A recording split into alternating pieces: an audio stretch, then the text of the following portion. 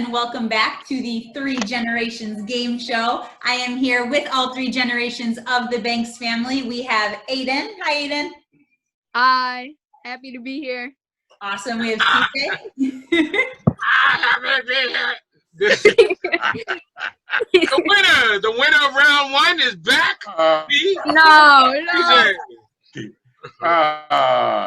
Maybe it's not such a good thing that you think you're the winner, because everything was about you. Exactly. That's true. That's true. And we have Jim. Hi, Jim. Thank you so much for coming and being part of this today. Yeah, living the dream. To be here with my offspring is pretty hot. Like villains on penicillin. I love it. So for those of you that are just joining us now, we did have an awesome round one with these three gentlemen where we learned the very important hard-hitting things like who is the most charming, the most stubborn, best hair, best driver, all of the important stuff. So be sure to check that video out. That's live on our Facebook page and on our YouTube channel. And we are digging into part 2 right now. And so now is where we get into a little bit more of those thought-provoking questions. So our first question, we're going to ask somebody, a member of the Banks family, and then other members are going to be given a chance to respond with their input. So our first question is for Aiden. Aiden, what do you think your dad, CJ, is the most proud of you for? I think my dad is most proud of me for choosing to stand up against racial discrimination. So CJ, what was your answer? My answer was standing up for what he believes in. Yes. Awesome. It makes me wish I had a car to give away or something. This is exciting. Let me explain. So Aiden actually kneeled for the pledge during this whole last year of school because of the whole racial, discrimination thing. He had some challenges. Some teachers did not like that. But he stood his ground. He was very peaceful. He was not disruptive in class. So I appreciate it. And he made the decision to do it. Nobody told him to do it. But when they called me and told me that that this took place, I wasn't mad at him because I thought it was an opportunity to show him, that freedom of speech is important as well as standing up for what you believe in or kneeling in this case. Yeah. Mm-hmm. Yeah, what was so good about it is too, I had a chance to share it with all my colleagues, and since I'm in the social justice business, I said this is my offspring, living the dream, doing the real thing, standing up for what they believe. Why do you keep on saying offspring? Guys, what I'm gonna say, my son, grandson. Well, Aiden, what did it mean to you to know that your dad and your grandpa were so supportive of the choices that you were making? It really meant a lot. Like, I feel like it's really good to know that I have people behind my back and supporting me for what I do and what I choose to do. And because, I don't know, it really it felt good. As long as, and I told him that as long as he's, I would support him as long as he's doing something positive and he's behaving himself and and following the laws and things like that, then I will support him in anything that he does. So sometimes he doesn't have to make decisions that I want him to make as long as he's making wise and thoughtful decisions. Nice. All right, so next question, this is for you, CJ. What is something that you're doing in your parenting that you swore you would never do when you were growing up? Ground my children. I remember growing up and I was like, I hate it. I was always grounded. So I'm like, I am never going to ground my kids. It doesn't work. It doesn't happen. It doesn't work. And guess what? Grounded my kids. And then Jim, what do you think? Do you remember CJ saying that, or what would be your answer? Yeah, I remember CJ being someone that really thought he was not going to do a number of the things that was done with him, and he does them. As is typical, it gets handed down from one generation to the other. So, Aiden, your turn will come. Yeah. All right, and then also for Mr. Banks, in what way do you think you and CJ are the most alike? My thoughts were that we are both very, very sensitive and competitive. CJ, what was your answer? I agree with that, but my thought was that we're most like about a compassion to help others, like how we're so focused on helping others. Nice. Yep. And then and we have the same haircut too. Oh yeah, I forgot. the obvious one. The same barber. The same barber. His name is Gillette. His name is Gillette. And then, Mr. Banks, what's your favorite memory with Aiden? My favorite memory is what we spoke about a little earlier, is that, when he kneeled during the pledge at his school, and and it was in replicating what Colin Kaepernick did. I thought, wow, it's going down the chain. So generation after generation, we're going to be like social justice people. And I was like very, very proud of him, and shared it with everybody at my job, about 300 people, put it on Facebook, put it in, everywhere I could, about his skill level at being an advocate, So that's what my favorite memory is about him. Mind you, when did you do it? You were 11, right? I first started when I was in 6th grade, and now I'm going into high school, and I've been doing it ever since. Yeah. Mm. And then, similarly, Aiden, what's your favorite memory with your grandpa? I was thinking about writing that because he calls me his social justice warrior all the time. But I ended up writing my favorite memory with Papa was when our family got to spend Christmas together. And I think it was Shawnee, Pennsylvania, when I was little. And I remember how much fun we had. Yeah, that was a great vacation. I enjoyed that. Love it. And I still remember it. I remember I don't know how old I was, but I remember being very little though. Mm-hmm. Yep. Mm-hmm. Yep. It's so nice that like the trips you take and the things, that you're not sure necessarily how much the kids are going to remember that wind up being so important. Right. That's true. I'm surprised I remembered it too, but it was like, that's something that really stuck with me. Funny thing is that when I was just doing my private practice as an occupation, I went on a lot of trips because I was president of the Board of Education. I went on a lot of trips for educational purposes, etc. And you never guess who was my sidekick that went with me everywhere. CJ. He was right with me everywhere I went, no matter who planned the trip, no matter where they said I was going. He was right there. New Orleans, everywhere. We went all over the place together. So yeah. I remember that very much because he's such a fun person to hang out with.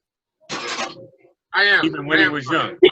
Don't be following yourself. Come on, Ego. I agree. We're talking come on, Ego. Let me have my card. Let me hold up my card. CJ. He's supposed to be humble. He's supposed to be humble. No, not me, Dad. No. All right, so double question here. Jim and Aiden, what is the one word that you would use to describe CJ?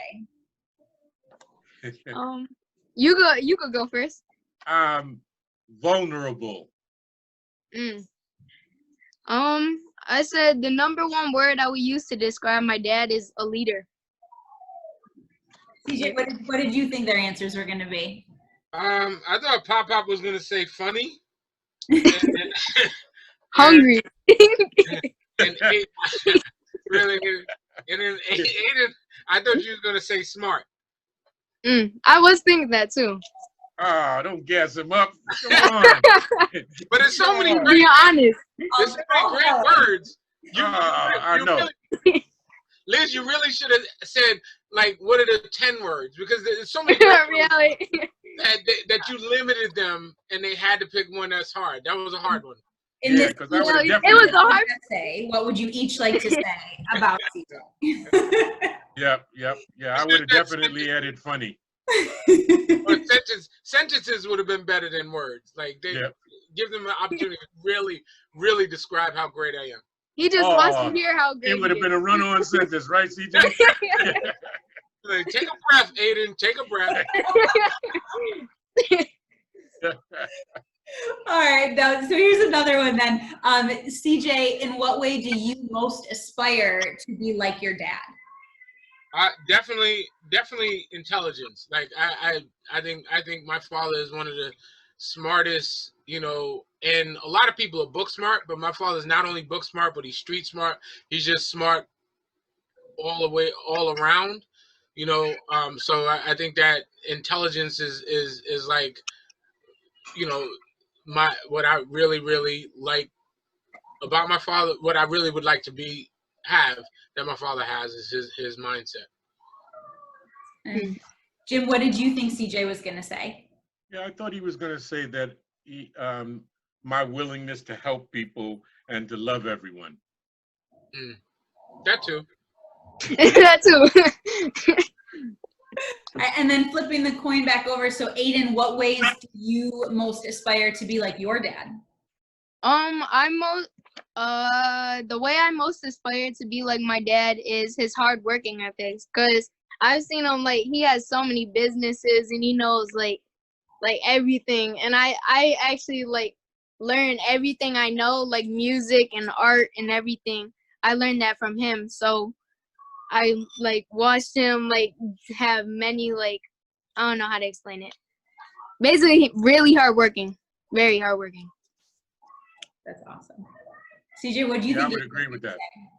I thought he was gonna say he wanted my good looks, but that didn't work. No, I'm joking. Your humility. No, I thought that he was gonna say that he aspired to be a music producer like I was, and because he's really into music, but I kind of goes along with what he said. Yeah, It's interesting too, because as a young person, I was so involved and so into music, including having a radio program and DJing and singing and stuff like that. And I really was surprised that CJ just really took to it right away.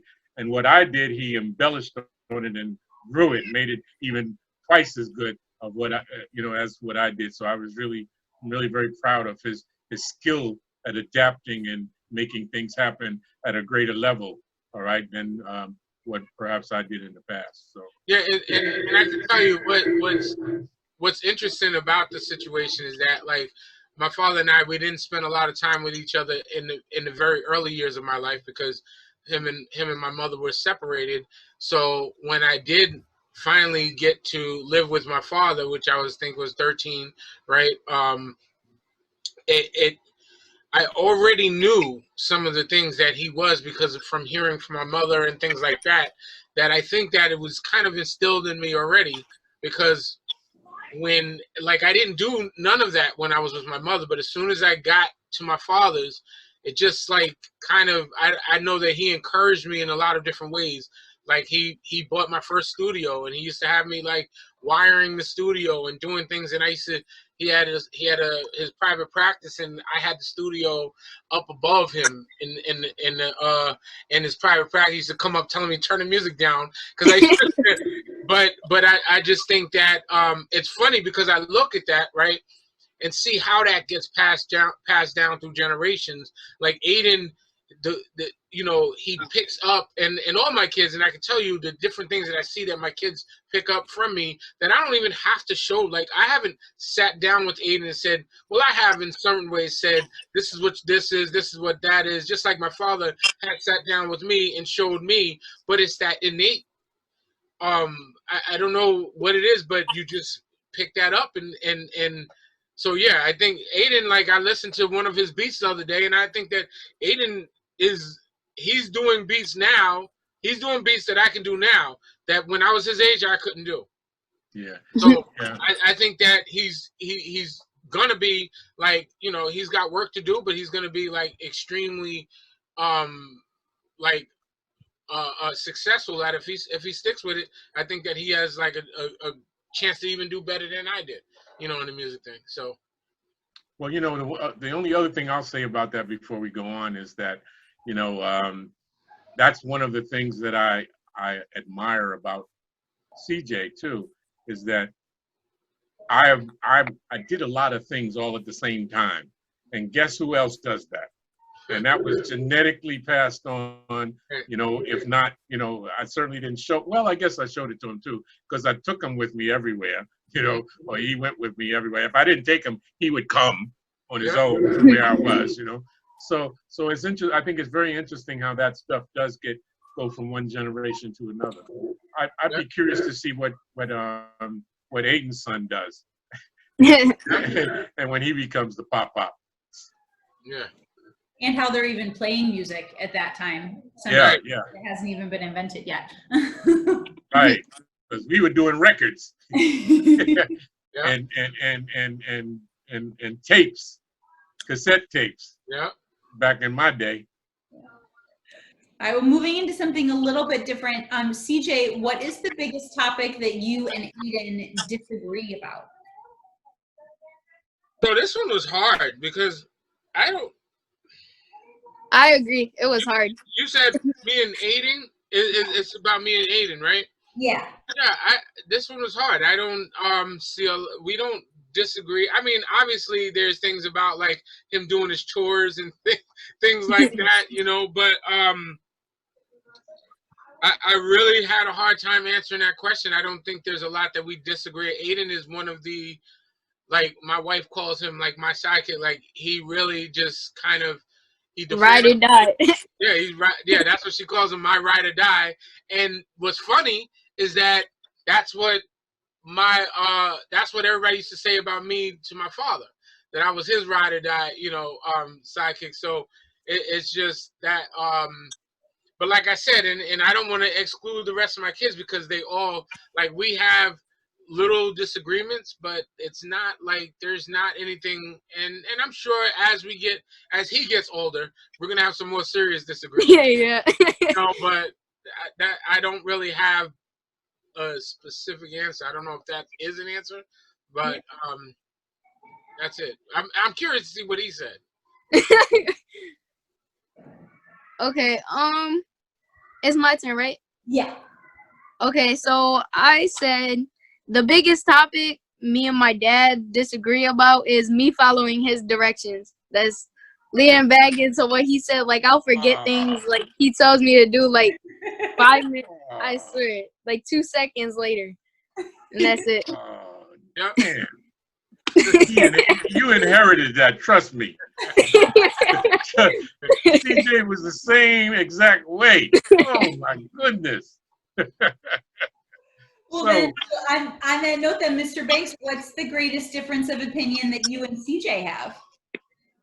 You know, there's only one that I can really, really recall, and it was in Buffalo. We were having a conversation, sitting around the table, and we were talking about religion in the Bible. And, you know, we had a disagreement because I believe that the content of the Bible really, you know, was written or scribed by a human being. And so it was influenced and it was affected by the person who wrote it, so that it is not totally pure, you know, as the word from God, except that it came through the persons who did the writing or the scribe. So and I believe that, so therefore it was tainted to some degree. It's not pure as it could have been if it had been scribed on the tablets, you know, like for Moses, you know. So CJ and I had a little disagreement about that one time, and we had to discuss, okay, so what's your opinion? And I'm going to let him say what he thought at that point. But I thought that it was important for me to encourage people to scrutinize and evaluate everything, all right, that was written and produced by man. Yeah, I mean, we're not gonna have that debate. So Yeah, It'll start into a whole nother thing. I would say that I ain't going there. I will state that I believe that if you went on that mentality, then that means that even the person that scribed it on the tablets would have had challenges with sharing God's word the way God wanted him to do it. But my take on it was that God decides on who to put the words on in the book, because he knew who's going to pass the message on correctly. But on top of that, my opinion is that and I'm sorry, I just want to get it. My opinion is that we also, the word is a living word. So whatever was written does not really matter. It's what we get out of it that matters, and that's living, because we learn every day. I can read the same passage every day and get something different from it. So the words itself doesn't matter. It's what I get out of it that is what matters. So I think that it's funny, because I didn't remember that conversation until you just brought it up. It wasn't that big of a conversation to me. I guess, I don't know, man. I think that was a big conversation. It just never stayed with me, because we've had so many different kind of disagreements.